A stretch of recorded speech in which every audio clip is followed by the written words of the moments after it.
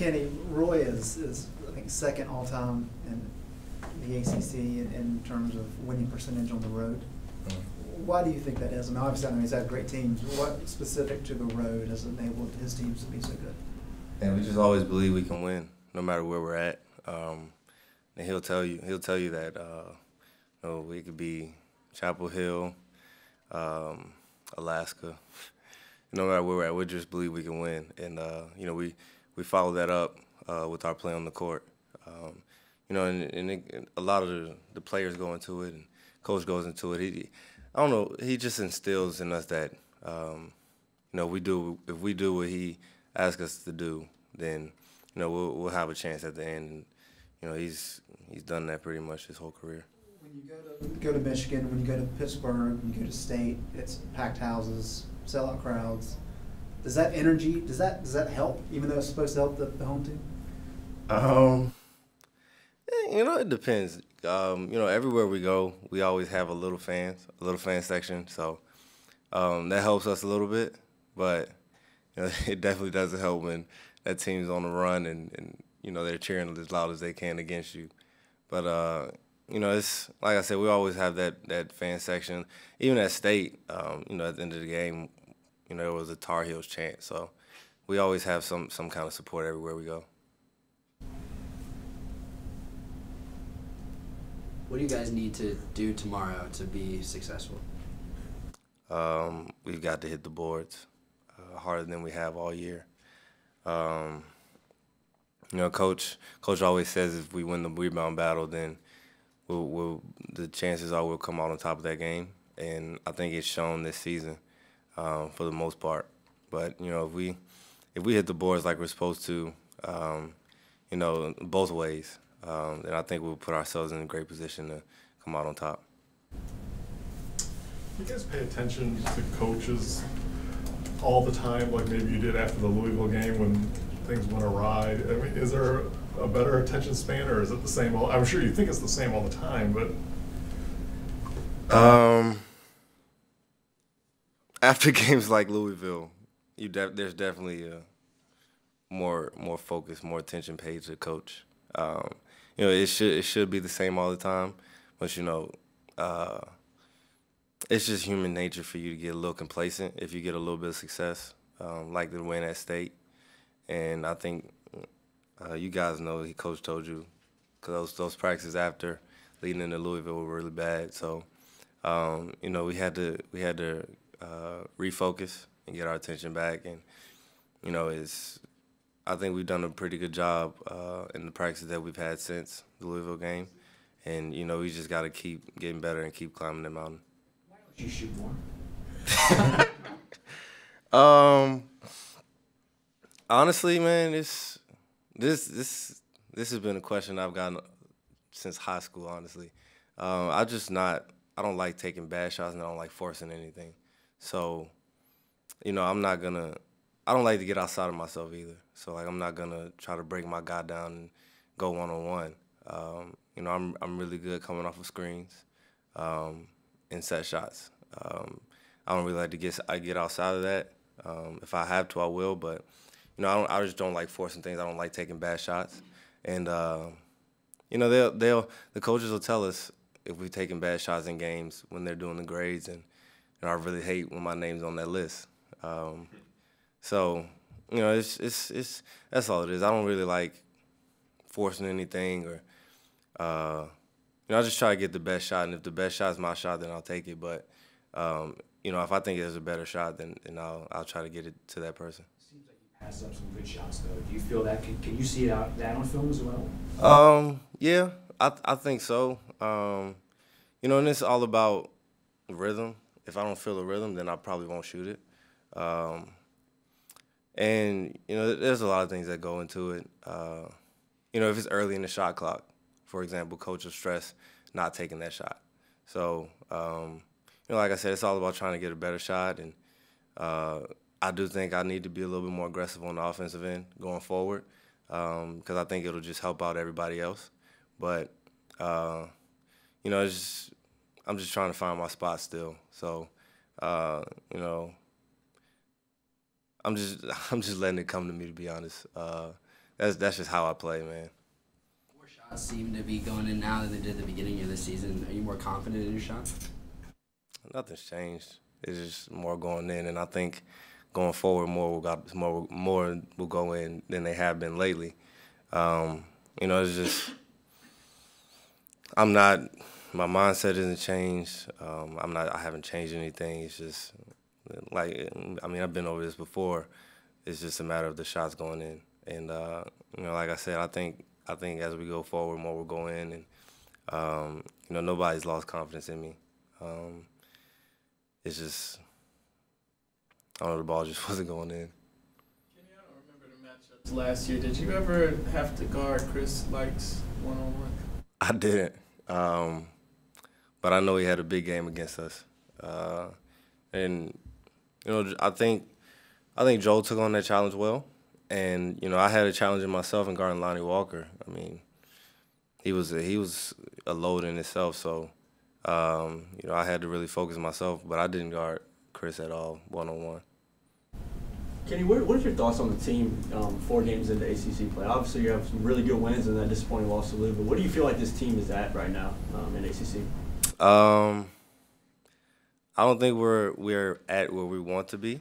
We've got a lot of work to do, but that's all the season is about, building up your play to wanting to play your best in March. And of course, the loss to Louisville was disappointing with it being at home and losing by 20.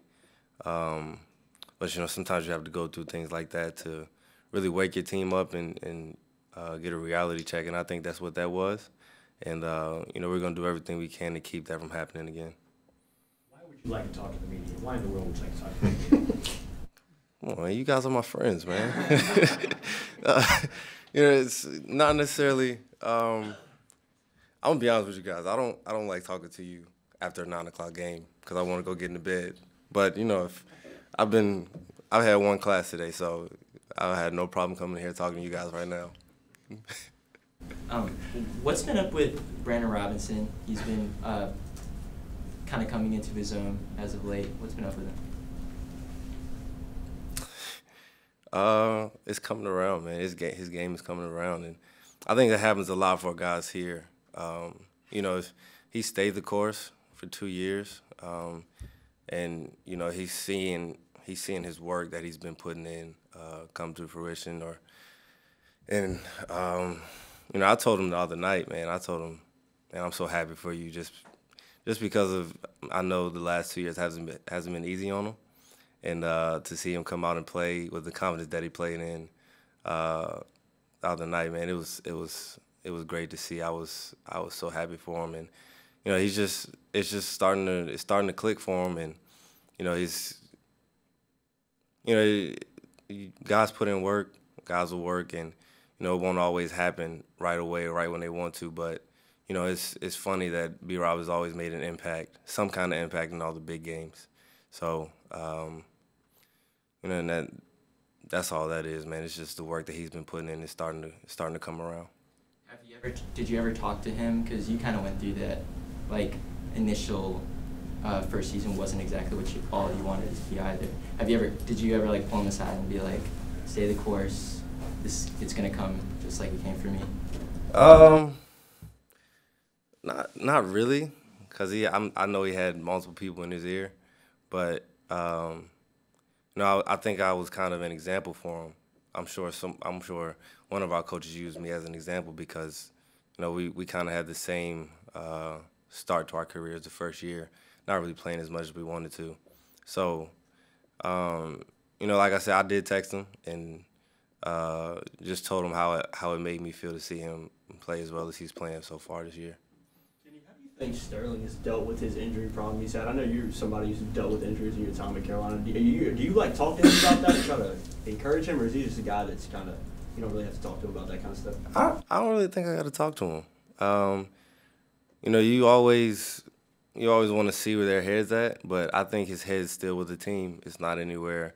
He's not distraught or anything like that. I mean, at halftime and timeouts, you might see him talking to guys. He even talks to me sometimes and just trying to pick me up and get me to pick my play up. So I think he's taking it on well, and he's just trying to do everything he can to get on the court. you can take away from his 11-point performance? Is that obviously a confidence boost, but what else do you think you can do for him and for the team? And what y'all need?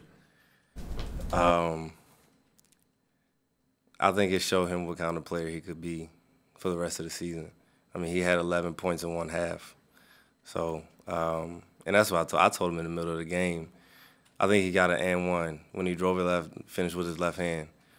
And he was going to celebrate, and at the end I said, that's the Nas we want.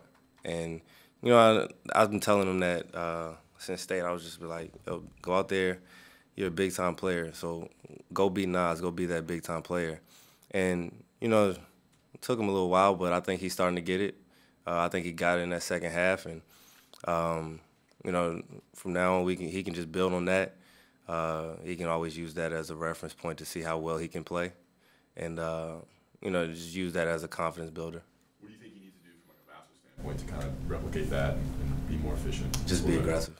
You know, I think he has been settling for jump shots a little bit, and you guys saw he got into the paint and he did his work in that second half, and you know that's where you can see where he can do his damage is in the paint. You know, he can shoot the ball, but you know, I think when it comes to his shooting, I think it should be more catch and shoot. I'm not going to pigeonhole him. I'm not going to tell him to do one thing or the other, but I think he does all his damage in the paint, and you know, if he continues to attack the paint like he did in the second half the other night, I think he can do a lot of damage going on the rest of the season. Kenny, circling back to Roy on the road, Danny Green let that cat out of the bag a decade ago about the stealing the brownies thing on the road, and then Harrison Barnes made a big deal about it back in the 2012 team. Does he still use that as a motivation? Oh yeah, he doesn't want to say it, but he definitely uses it. He said it at least 3 times this year. So that's really his thing. The first time you heard that, what was your thought? I don't know, man. Honestly I can't remember that far back, but I probably didn't think too much of it. I was just like, okay, I was probably a little pumped up, you know, a little freshman, but now it's like second nature to me now, man. I look forward to hearing that because I know it comes around right when we start ACC play, because those are the road games that really mean the most.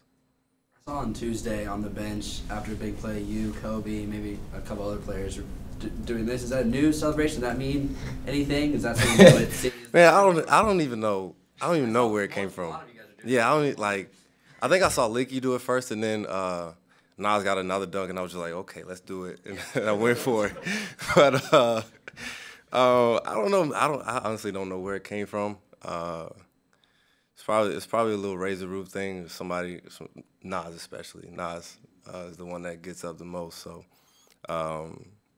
show your bounce, raise the roof, do what you got to do.